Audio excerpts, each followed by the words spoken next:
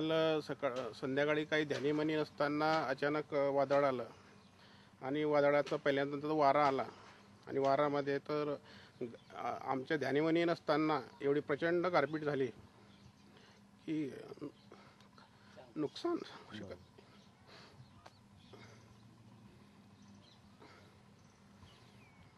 28 acre मका होता माझ्याकडे, सगळं संपलं आहे.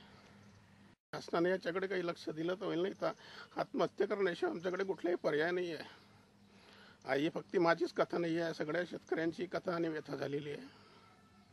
शासनाने याची कुठेतरी दखल घ्यावी आणि काहीतरी आम्हाला मदतीचा हात द्यावा, ही शासनाकडून आमची अपेक्षा आहे.